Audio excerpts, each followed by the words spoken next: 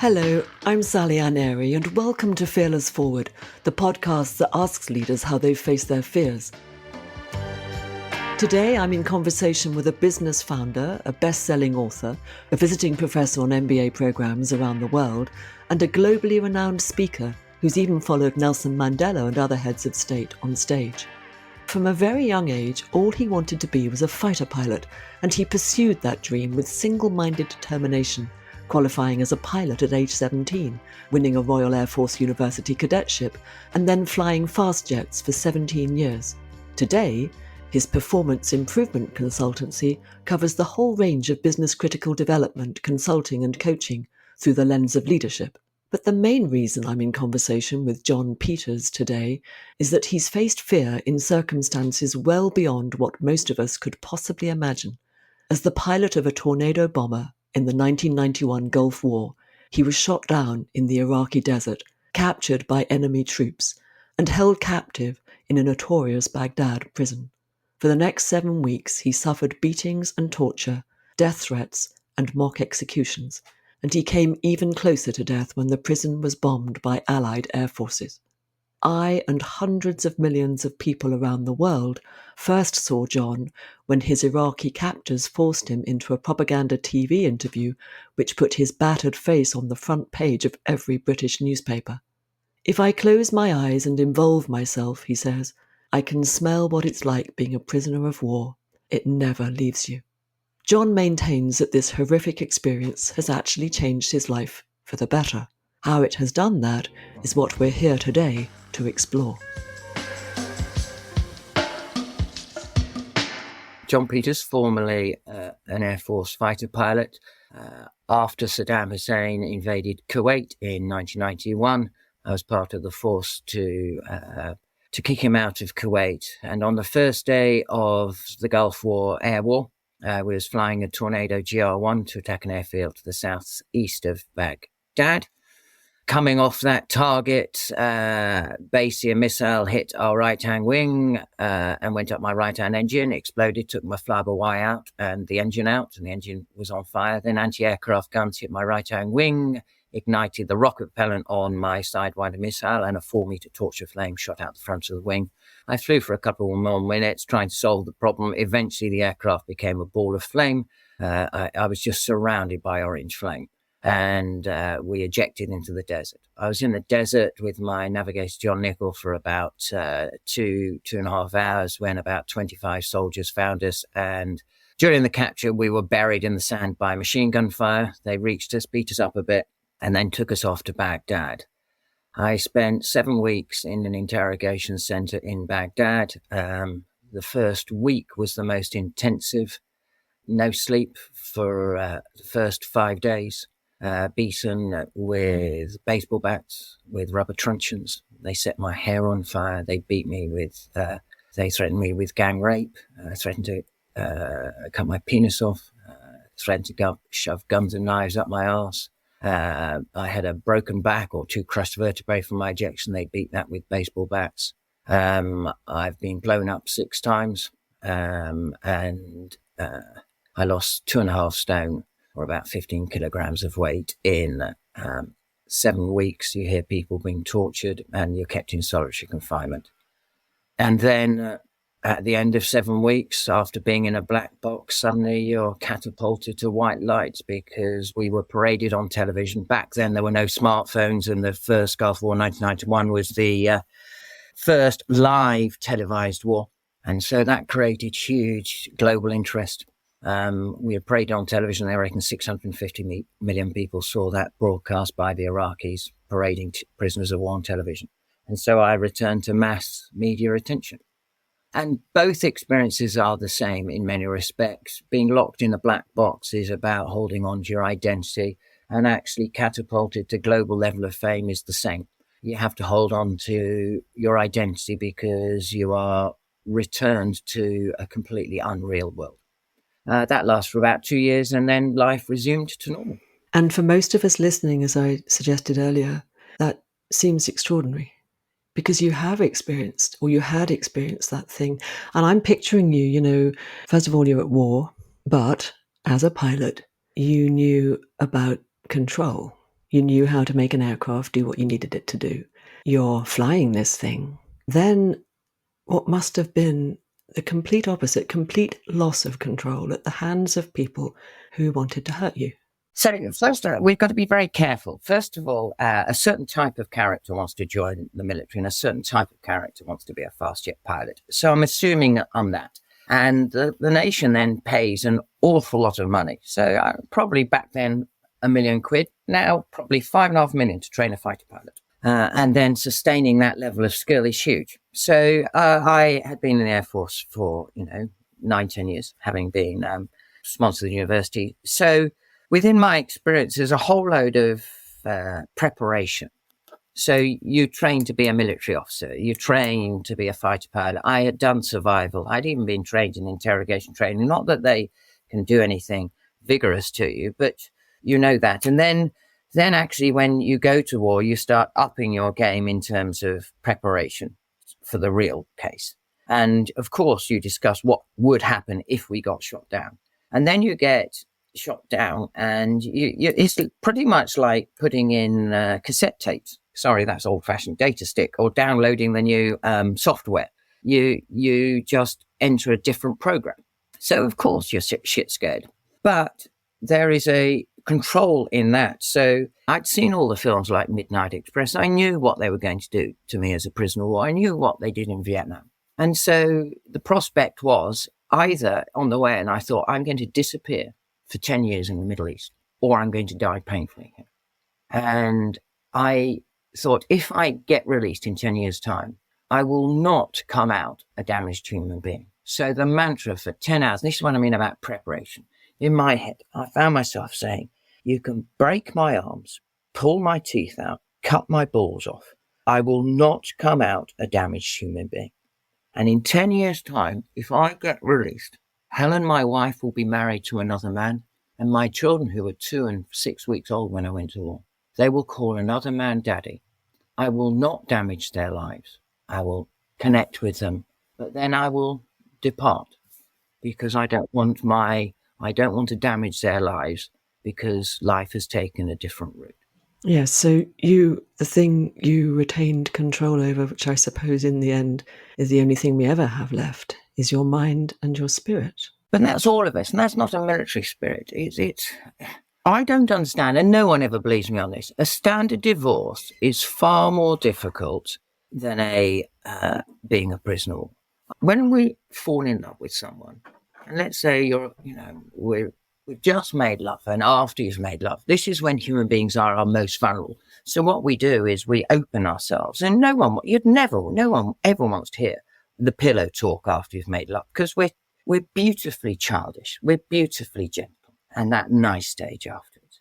So after a divorce, it must be like trying to capture water. How do you pull your character and identity back together to reassert a sense of self when actually in a relationship, you're no longer just yourself, it's a couple, to be able to reassert yourself to be singular again? It's the opposite as a prisoner of war. Your real strength is you lock yourself in yourself, denying them access to who you are. Yes, they can beat you. Yes, they can rape you. But I set my mind, if you're going to, excuse me, this is where I'm going to sound rude. If you're going to fuck me up the arse, do it. I'm not gay, but that is a statement of power. I refuse to give you power, whatever you do to me. So in that sense, because you could be the singular human being in control of your mind and your spirit, you made a decision that they would not break that. Yes, but it enables you in captivity. So this is human spirit. My assertion is, so when you have mock executions, when the hammer starts to fall, a quarter of a second before the hammer falls, you think, I'm going to die here. I'm 1,000 miles. I'm naked, kneeling down in a concrete box. No one's going to see me die. No one's going to see me, whether I piss myself, shit myself, or look them in the eye, or display courage or anything. The simple fact is I'm going to die. And in that quarter of a second, when they say life flashes towards you, I'm crystal clear on this thought that obviously expands afterwards. But you go, no one's going to see me die. And therefore, you don't want to die disappointing yourself. And so in that moment, I refuse to be defined either as a military officer or being at war or the fact that they've beaten or hurt me. I want to die as me, whoever that was. And that gives you huge affirmation of yourself. So in that sense, it was about you. It wasn't about any of the upbringing or the military training or the pilot psychology and experience. It was about you then. Because someone else might have decided something completely different. Someone else with exactly, pretty much the same experience, life experience as you to that point, might have looked at it differently. I've been asked this many times. Why did you not suffer PTSD? I'm more post-traumatic growth. Everyone's heard of PTSD, where someone becomes a, psychologically disorder. So, and in military terms, it's about 14 years after the event. But no one's ever heard of post-traumatic growth because it's not a great news story, but it's classic Nietzsche. That which doesn't kill you makes you stronger. And if you look at statistics, it's only currently about a small percentage, up to 5% of people suffer PTSD. So that would suggest, and is the real statistics show, 95% of human beings. Now, whether they cope immediately or have a longer coping mechanism, let's say they've suffered post-traumatic stress, which is an extended coping mechanism where you come to terms with the event. So I'm not unusual. We are built to survive. Human beings are built to survive. Post-traumatic growth is almost at the other end, I suppose, where you say you grow stronger from adversity. I'd love to hear you look at what are the parallels between coping and growing, and what was that for you? Can you remember how that evolved for you? Well, it evolved really in terms of I had set my mind and I knew they weren't going to win, whatever they did. I suppose the real story that was the awakening of that was they pulled me in and they stripped me naked, and there were about 6, 7 guys feeling me all over. And I thought, this is where I'm going to get gang raped. Eventually, this guy feeling my balls, and they say, don't worry, I'm a doctor. I'm checking the prisoners for sexual diseases. Which was ridiculous. I knew that. But I was, terrified.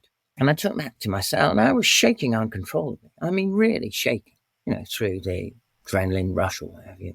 And I was really angry at myself. My hands were really, absolutely. And I was angry, saying, stop this, you can control this. I know I was right. I thought they were going to shove a gun up my arse. Stop. And I couldn't stop my body shaking for half an hour. But in that moment, I realized that I was weak, that I could not control everything. But in that moment, I realized that I'd learned a level of fear.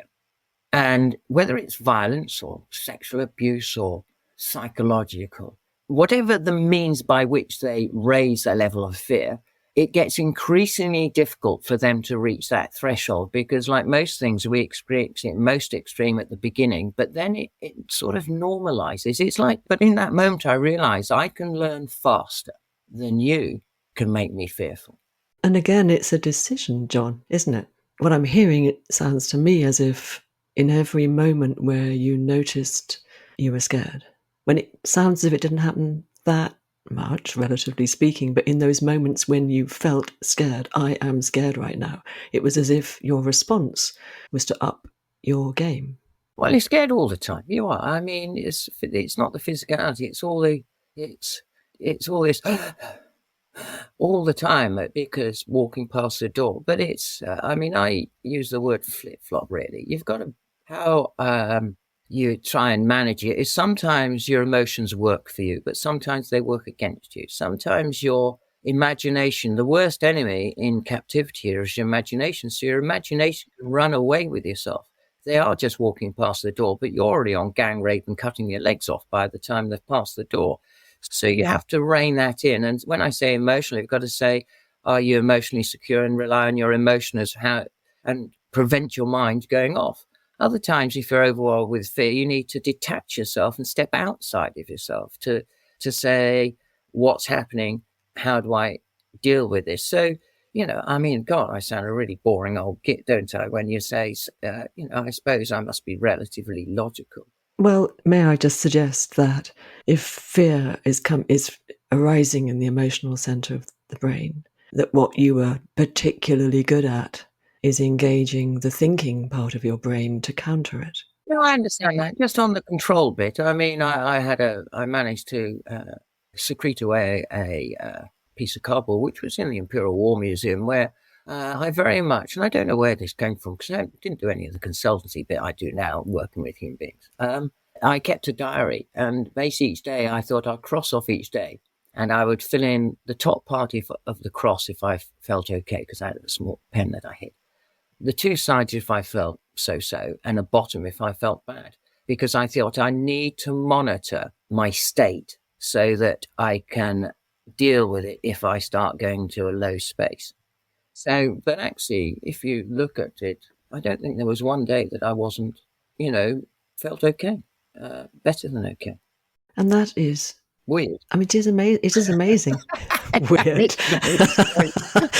I wouldn't call it weird. It's weird in as much as it's amazing and extraordinary. It's I don't know what to say. I have no more attributes than any other human being. All I did was have a situation that I dealt with and came out.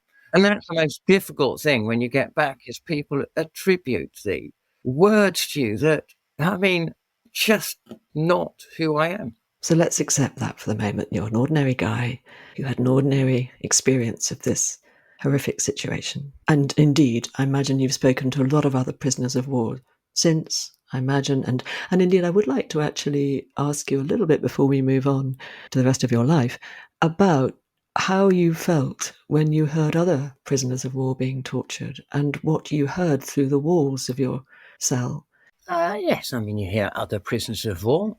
You have that moral phase where you think at least it's them, not me. But, well, that's very honest. Yeah, no, but there's a reality in that, all the prisoners of war think, holding their mate, but you kind of go.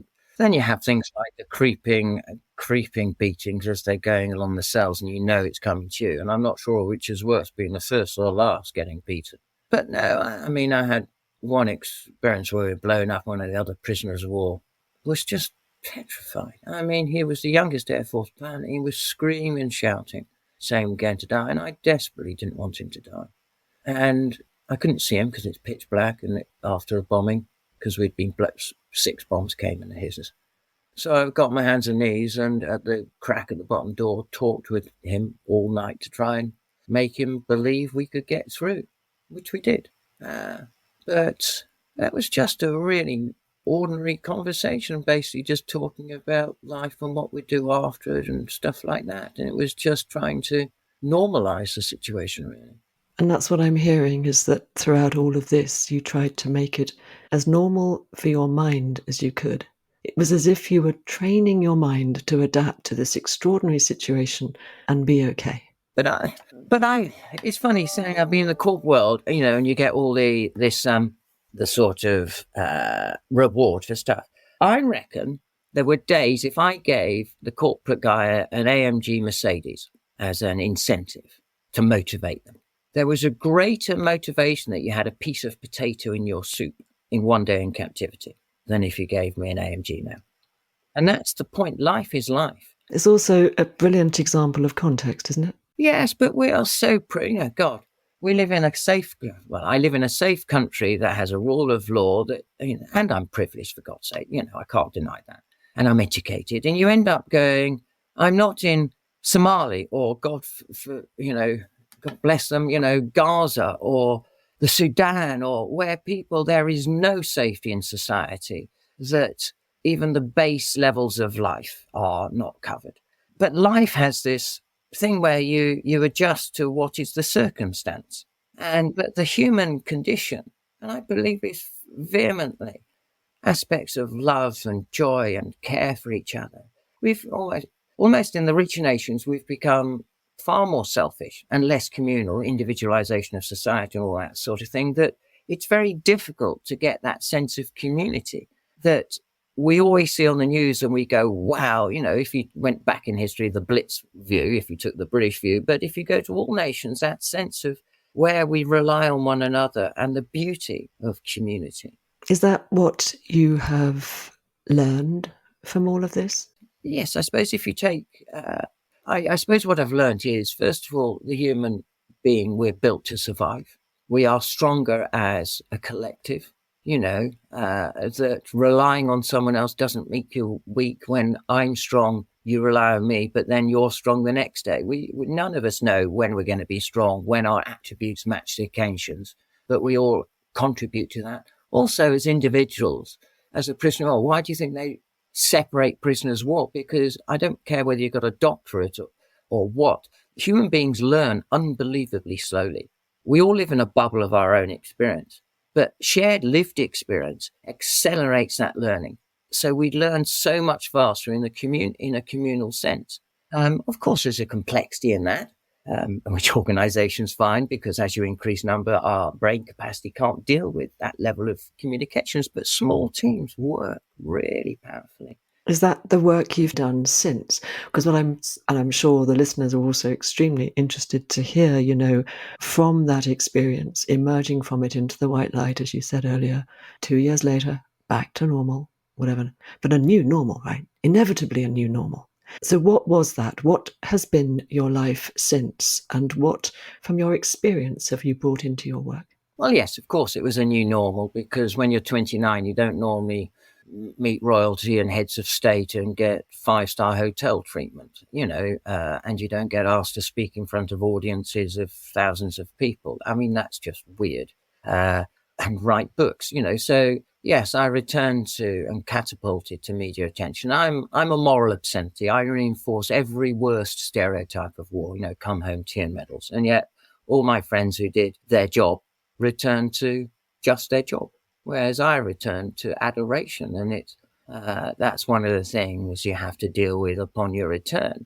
Friends of mine died and their families left without a father. And yet I'm catapulted to be on TV, and that's your life. But underneath that superficiality of the fame you received, you've got a wealth of humanity. So you have to almost dial down your military, disciplined, aggressive focus, I suppose, and dial up your empathy and compassion, because suddenly I returned to tens of thousands of letters, the majority of which were from women who'd been raped or people who'd been abused. They were coming in at 1,500 a week, and I replied to each of those letters. So you are suddenly positioned, because the world had changed around you. I hadn't changed from my experience. Going back to that post-traumatic growth, if you ask Anna, my wife, she said, you were a little bit more emotional, and that's a good thing.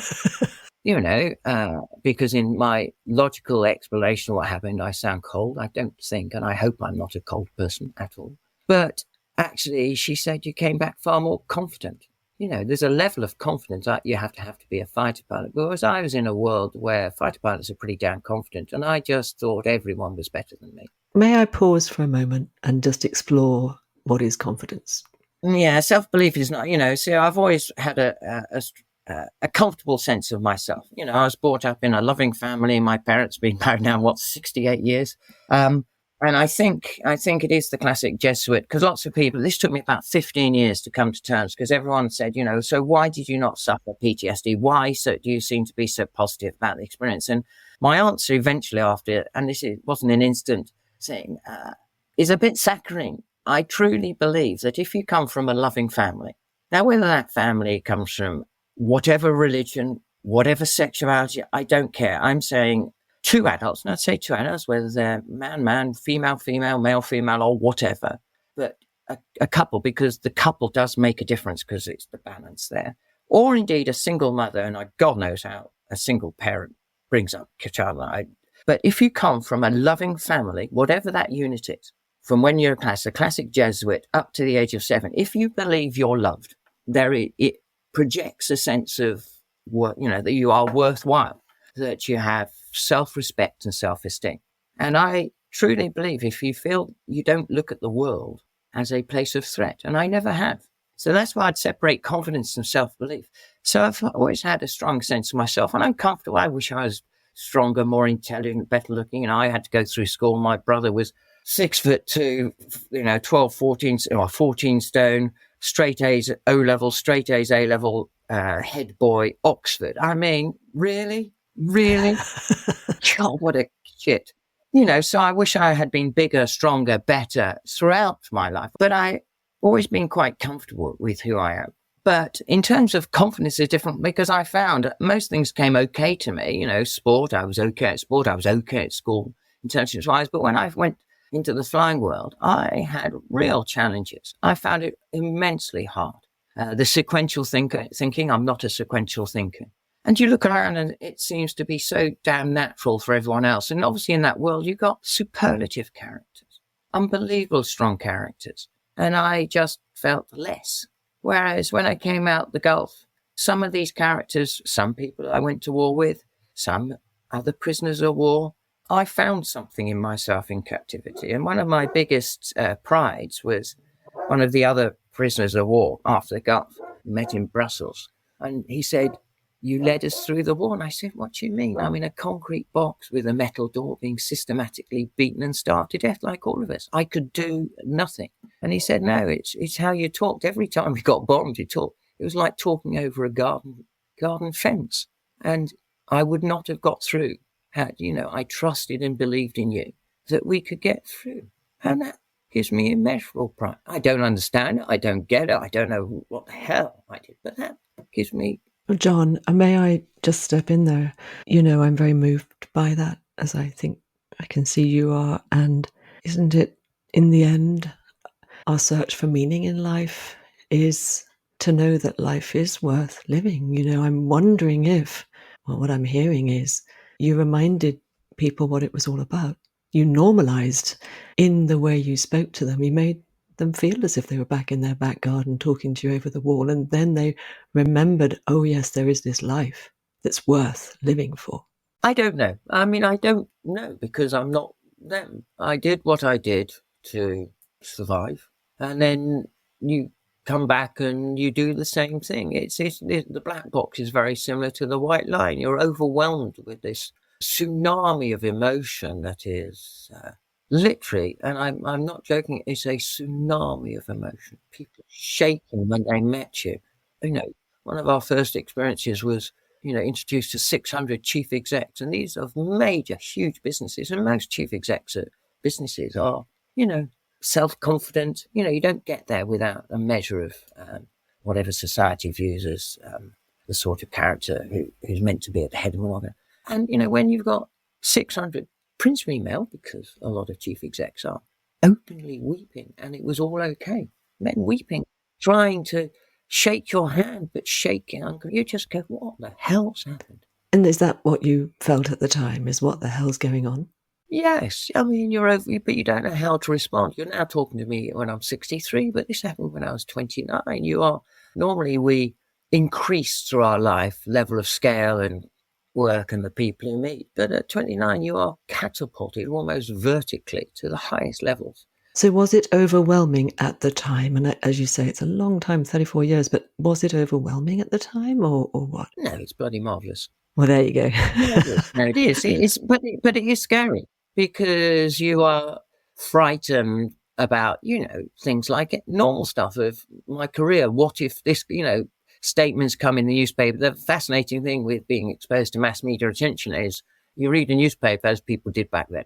And on the first page, you'd read about Rod Stewart and you go, oh God, Rod Stewart's marriage is failing.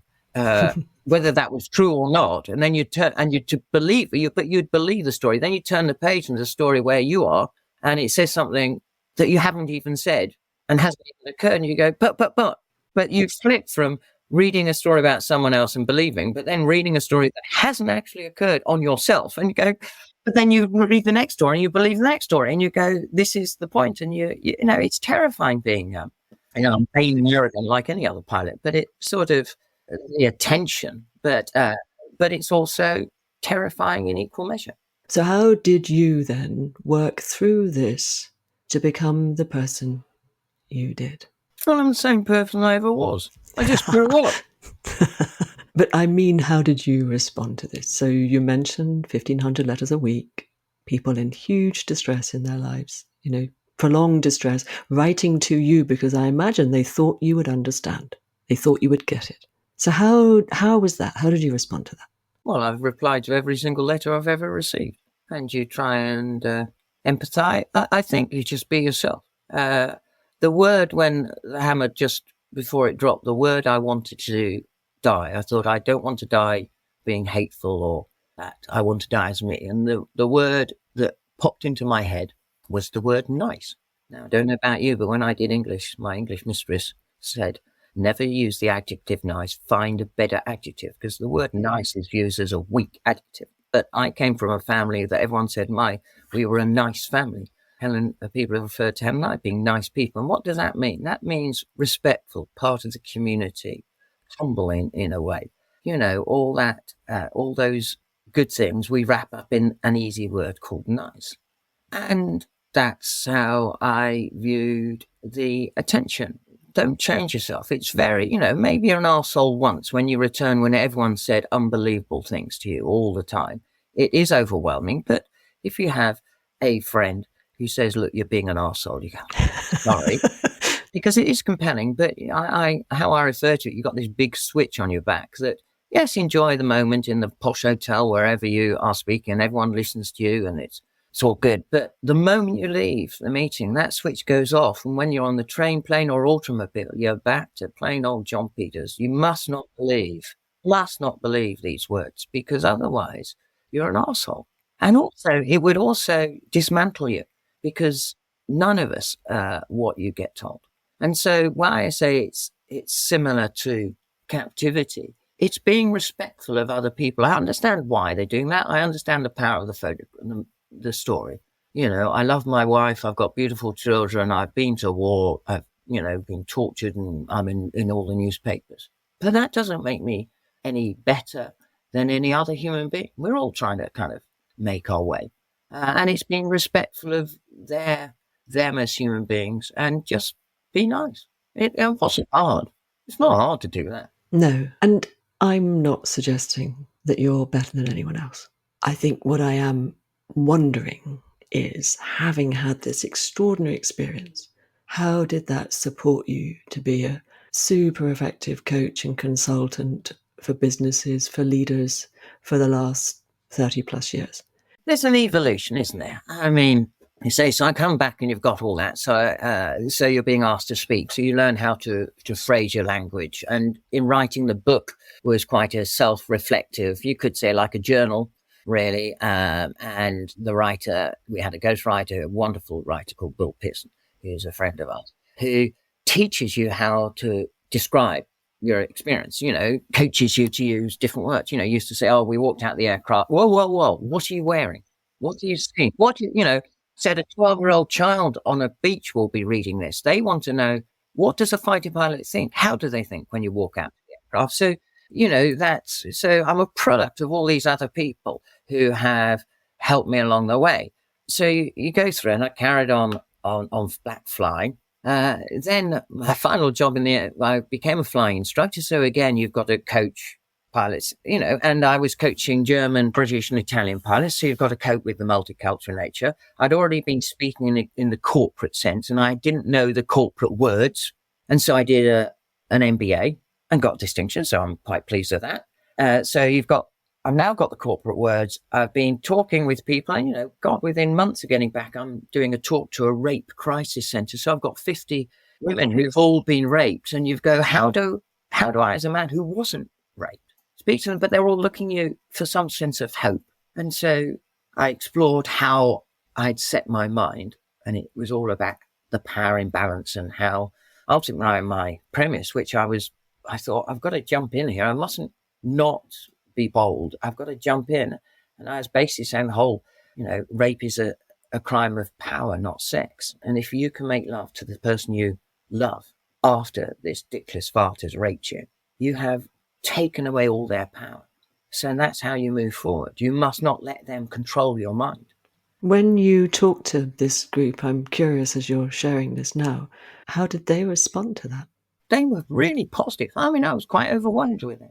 Really overwhelmed with it, because I thought, but before, and I thought, what do I say to, I was very nervous, but I were really the person who said, you've got to come along.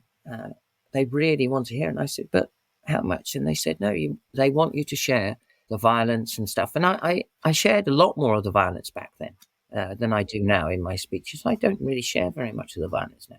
So today, as you talk about this experience from such a long time ago, how do you relate to it? it's just part of my life. It's the fabric of my life. And every phase you deal with and move on. What I suppose I have, if you want an answer to, I know what I'm trying to get to. I've got Helen. Helen is my probably best or worst, depends how you view marriage. Best or worst critic? What would you say? You've been married, you know what I mean? Bit of both. Yeah, isn't it? After a while, you just go, oh, bugger, because they, why do long-term marriages have the same argument? Because actually, that's the one person for all the feedback. You want real, honest feedback. Ask your partner what you are, and their description of you is probably bang on right.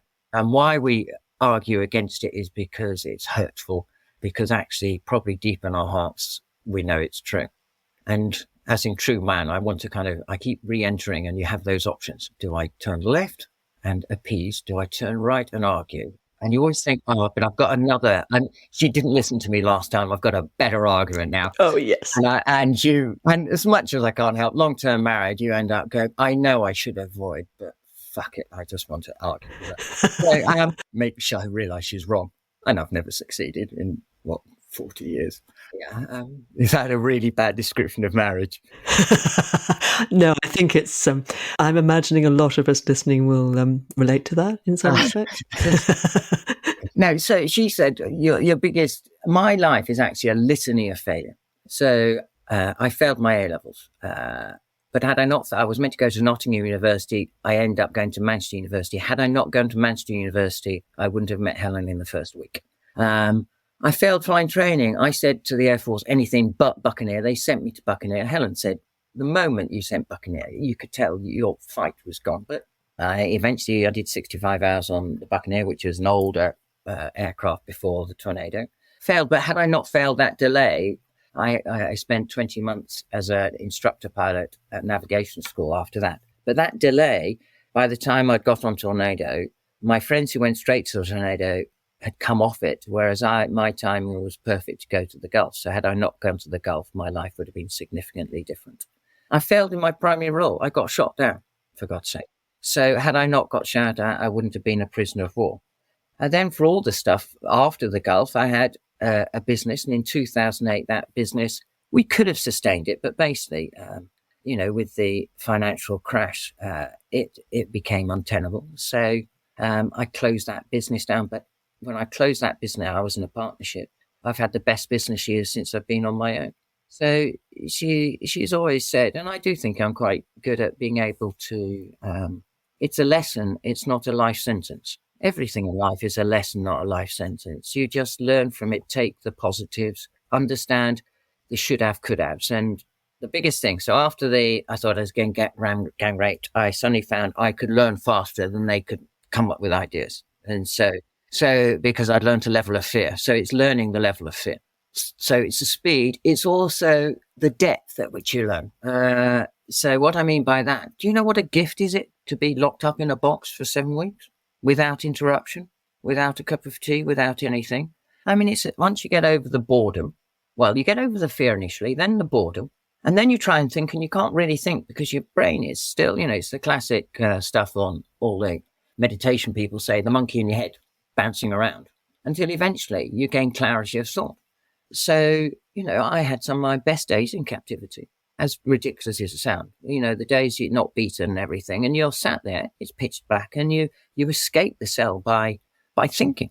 And you go, and big things like, do I love Helen? Which instantly went, well, what do I understand by love? I spent 3 days on love.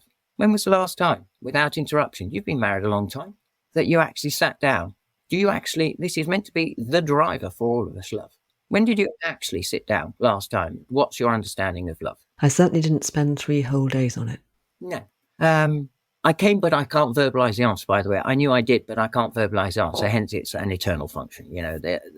Why we have all the creatives and why something in the 15th century still resonates now. But do I actually believe in God? Or is it Pavlov's dog? I got brought up in an age where you had Sunday school and you had hymns at every assembly in school, and it's almost, so is it a conditioned reflex, or is it just a psychological construct? Man can't deal with uncertainty and fear, and therefore creates this man with a big white beard. Or is it a deity? Do you actually believe in a deity? So you spend I spent days on some of this stuff, trying to realize who I was and what I believed in before I died. So you want some sense of clarity before you die. And then the final thing is the breadth. As I said, you gain huge strength from just having other people around you. That's why they isolate prisoners of war. But even when you get moments when you suddenly hear someone alongside you, you suddenly get huge strength because you're not alone. And you don't even have to talk to them. You just know there's another human being there. Is that what you've used, so to speak, as your kind of framework for supporting leaders over the years? Yes, it's trying to get companies to actually, a lot of the companies go on about chief learning officer, all this. And even when I do strategy sessions, people give so little time to strategy. It'll be 2-3 days and we move on.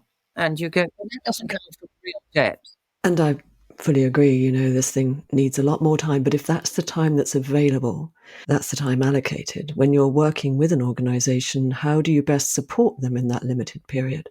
By being the provocateur. What I usually do is, and this is on the evolution after my MBA, my last tour in the Air Force was human factors. How and why do high performing people fail? 6% at the time, 6% of aviation accidents, or 60% of aviation accidents were caused by human error, but only 6% of incidents are reported as human error. So there's a huge logic gap there. So I introduced open learning, which won an international award. And that's when I decided to start a business, because what with the MBA, I knew I was in the corporate world, but aviation is ahead of most other stuff. And much of things like that we introduced in the Air Force, of which I was pivotal, I like to think, was taken forward to NHS teams and surgical teams. So how do surgical teams learn in complex environments? And that's why I started my business. So yes, it's all based on this sense of learning. And so much of mine is you interview everyone. And it's funny that it's the gap that every leadership team either makes a joke at, gives you a different answer to, or leaves a gap in. And that's your key question. So most people are that busy, and this is where time is important. They're that busy that their darts are hitting the dartboard. So they're not, throwing down in a stupid place. They're actually on the dartboard, but they're not hitting the ball. So that's when you collate their answers together. It's the classic, a consultant only tells you what you already know. Yeah, but they're not answering the question. And my job is to listen and ask that question of those questions. And I wonder, John, if you might have done this anyway, and who could possibly know, because it's not what happened. But those days that you spent thinking and asking yourself and learning more about yourself, I'm imagining, and I know you then bring that into your work from a place of deep understanding of what that is. Well, that's where the ABCD come, and I'll try and cover this quickly because I don't want to bore you. But you go, the A stands for acceptance. As a prisoner of war, and this was very much in captivity, and this does come from the captivity, but I do apply this in my normal life. And right, 2 minutes ago is a waste of time dwelling upon. Should have, could have, why didn't I? Whether it's lack of character, lack of action, lack of whatever. The simple fact is you didn't do the action. You didn't say the right thing, or you did something wrong. So you have to accept your here and now. How do you get to that acceptance? Is you have to first go back to the event and acknowledge your response. So you're upset, you're angry, you're pissed off, whatever it is, but acknowledge the emotional response, because that's definition of trauma, isn't it? You have an event, but you've assigned a meaning to it. And lots of time, because it's a highly emotive event, you assign the wrong meaning. And that becomes the trauma, because you can't separate the event from your emotional response. So you say, acknowledge your response. So I was, why didn't I? There are things that maybe I don't think it would have made any difference. Could I or should I have done before we got shot down, or after we got shot, or in the interrogation? But you say, yeah, the simple fact, it didn't happen. And did I think of it at the time? I don't even know where I thought at the time. You just go, well, and you can dwell on all that bad. So you've got to acknowledge your response of disappointment. And then, and I'm not religious, forgive yourself. This is the biggest word in captivity. Forgive yourself. That, why did I not be stronger after I thought I was going to get gang raped? Why was I disappointed, so upset with being displayed on television?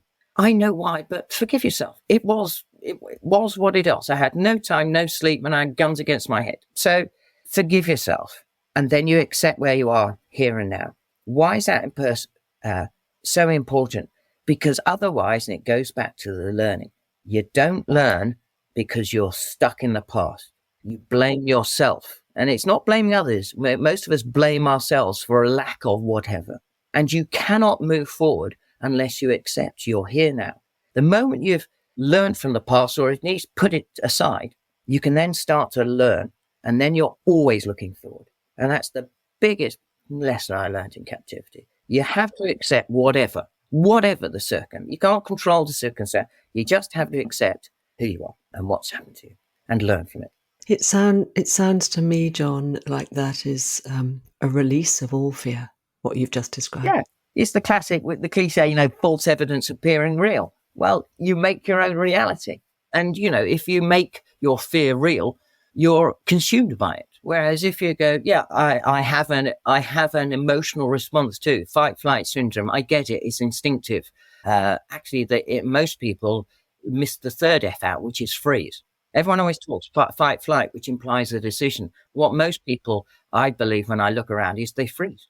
They become status and they have no movement. And sometimes fawn, I think, as well. You talked earlier about one of the most difficult things in that kind of situation, and in many in life for that matter, is the misuse, perhaps, or the overuse of the imagination. And what I heard when you said that I'm coming back to now, is where our mind takes us to fearful scenarios. And we're imagining them because they're not actually happening in the moment as we're thinking about them. We're imagining some unknown future in which they might occur. And that is fear, isn't it? And so the training of the mind to accept this moment as it is now, as the only one that can possibly be true. Yes, and that's where the BCD, and I say respectfully, that's where the B and C come in. So I go, you have to accept where you are.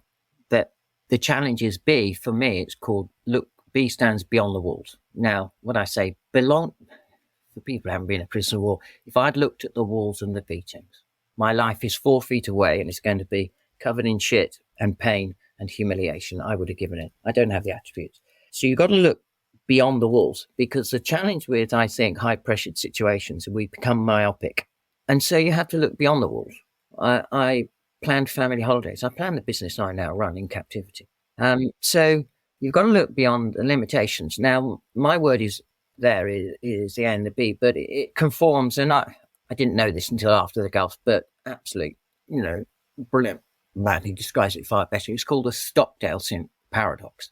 So Admiral Stockdale, where they said longest serving, highest ranking prisoner of war in Vietnam. I think they broke all his bones, and everyone was just obviously Congressional Medal of Honor holder. And everyone said, how do you deal with this insanity of pain for such a time? And he was suicidal at times. But he said, well, it's paradoxical. You have to deal with the brutal reality, because that is the reality. It's brutal. But if you just live in the brutal reality, you would give it, because no life is worth living. So you need to have enduring hope that life is better. So that's where you might use the imagination in a way which is helpful. Yes. But again, you can't just live in the unreality of hope, because you need this balance. So my sense of hope in captivity that I came to terms is, if you want hope, is I hope to see my children grow up and I want to see Helen again and all this sort of thing. But I kept hope just beyond arm's length mentally. And what I mean, if you bring hope, which tends to be soft and gentle and wonderful, if you bring it into your brutal reality of captivity, it makes you weak, and you can't afford to be weak. So hope is a driver. It mustn't be internalized. So it's paradoxical. So that's the A and the C. And if I may, just because what you're saying earlier, the C, I stand for calm, committed. What I mean is you have to find a way, and this hopefully addresses your reflection part. You have to find a way to calm yourself, because we cannot help with the biology. And I didn't know any of this when I was a prisoner of war, but I did have this sense of I had to make myself calm. And I taught myself how to breathe. I now know the words. It's yoga breathing. If you look at all the management, it's the SEAL training breathing. I didn't know any of that shit in captivity. But I did sure as hell realize that I had to stop my brain running away or stop my emotions. And so effectively, I taught myself to breathe. The classic, I don't know how long it was. The classic thing is 4 seconds in, isn't it? 4 seconds, hold, 4 seconds, box thinking, box breathing. And effectively, that was my way of just calming myself. Because otherwise, either your emotions or your brain will run away. You have to find a reflective point to think clearly. What you're doing there when you breathe evenly in and out, and box breathing's a great kind of framework for that, is that you're bringing your autonomic nervous system more into balance, and that then supports your capacity to be calm, to think more clearly. There's a physiological response there when you breathe consciously in that way. Yes, I mean, I've never had, what is it when people get anxiety and the CO2 builds up, anxiety attack. I've never had that in my life, but blowing the paper bag, why? It's called biology. It's not lack of character, it's just biology. And I suppose that's what I try and say, you've got to find a way of calm. And most of the time finding calm is probably not with your most intimate partner, not with other, some people do in a group. But most of us, it's when you are alone, walking on a hill, or just sitting without interruption with all that. And that's where social media is so anxiety producing, because actually you never have calm. So it's trying to find a sense of calm, which is a sense of self, which modern society is just, we are overwhelmed with stimuli. But thinking of that in the context of any leadership scenario, acceptance, acknowledging, beyond the walls, calm. The other C is committed. You've got to commit this. And what I mean, commit to that. So my commitment I said earlier about I will not come out a damaged human being. How I translate that for people is, so you say a vision or something that makes people commit is half the time not the corporate vision. It's got to be something meaningful to you and not corporate bullshit. It's got to be something that comes from who you are. And you can do that as a business that aligns our journeys as all of us in groups come together for something that's meaningful to us all beyond state shareholder value. Because if people, you either get compliance or commitment. A lot of people comply because you're paying a salary. I'm saying a commitment to, and then people do extraordinary things. Keeping a commitment energizes. I think a lot of our suffering, to use that word, is when we fail to keep commitments that we've made to ourselves and others. Yeah, so I like, rather than goal, the bigger things, I think it's a promise. You promise yourself. I made a commitment, a promise to myself that I would not come out a damaged human being. I knew from quite early on I would not come out. And one of the loveliest things is when I've met other prisoners of war from the Second World War in Korea, they said, the way you displayed yourself, and did I need this? I'm not sure I did, but it's a wonderful affirmation. All the prisoners of war, they say you can tell who are going to survive as POWs and who are not. And they said we knew, we could see the moment you were going to be one that survived. You get that affirmation from people who've been in Vietnam. It's wonderful. You found your way not only to surviving, but ultimately thriving. And as I say it, it does sound like a bit of a cliche, but I really mean it. Oh, I'm a moral obscenity, as I said. Thank you. And in all of that, in all of your life, actually, not just this extraordinary 7-week experience all those years ago, but in all of your life, when you think about fear, since this podcast is called Fearless Forward, and that doesn't necessarily mean the absence of fear. It means, to me anyway, how we live with it. In all of your life, can you think of moments where you were afraid, and what was that? I was frightened when my son had meningitis. When you go up to your baby's room and he's convulsing on the floor, that is really frightening. I think we all grow up and you realise that you're more frightened for those who you love rather than yourself. Frightened of losing them? Yeah. And I suppose, other than that, not particularly, because you get, obviously, fear is too big a word. Heightened awareness of vulnerability. But if you don't put yourself in a vulnerable position, you never grow. I love at the moment, and the one thing I'm absolutely on at the moment is the Japanese philosophy of wabi-sabi, which is the philosophy of broken things. And then from that, the art of kintsugi, where you have a broken bowl and they put it back together with gold thread. And it's the beauty of broken things. And I kind of think that's just a stunning, aligns, I only discovered this recently, but aligns with my whole philosophy. We're not damaged. How I viewed stuff is we all have baggage. And if we imagine that our past, we carry a sack of all our experiences over our shoulder. But of course, if you're carrying a sack, when you're squeezing the opening to the sack, there's obviously a tiny, tiny gap that sometimes our past experience can squeeze through and cover your face, and you can be emotional about it. Doesn't make you weak. It just means, and it's unexpected. You get unreasonably or what have you emotive. Other times we deliberately, what do we do for our children or other people when we're having conversations like this or our closer friends? We deliberately open the sack and reach in and pull out a bad experience and say, we either look at it, which makes us, an examined life, classic, is it Socrates or Aristotle, an examined life is whatever that quote is.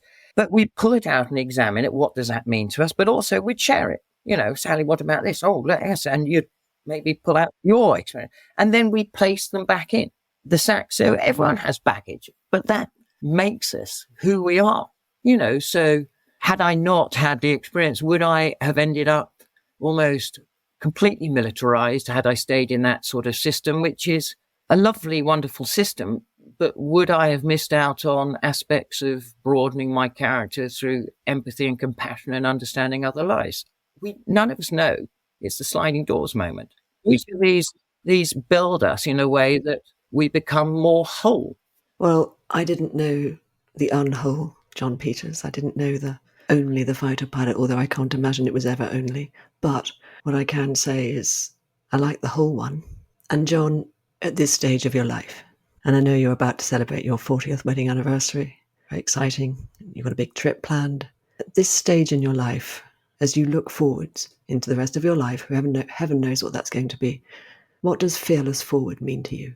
But you see, when you say fearless forward is, so I'm now 63. We've got longevity. So I've spent the last couple of years of my life helping my elderly parents, Helen's mum, my step-grandmother, all of whom are my mother, but 3 of them been taken. 2 have died now subsequently, and my father is in the home. I never beat my father at sport. He is an intelligent, wonderful man, but he's now got Parkinson's and dementia.